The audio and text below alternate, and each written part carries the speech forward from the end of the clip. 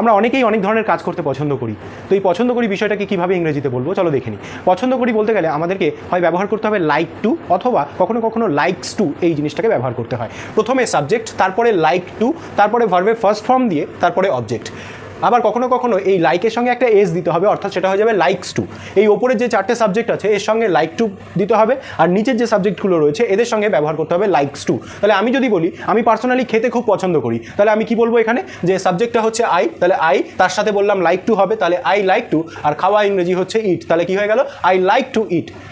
আবার আমি পড়াতে খুব পছন্দ করি, এটাকে কিভাবে বলবো, যে আই লাইক টু, পড়ানো ইংরেজি হচ্ছে টিচ, তাহলে কি বলবো আই লাইক টু টিচ।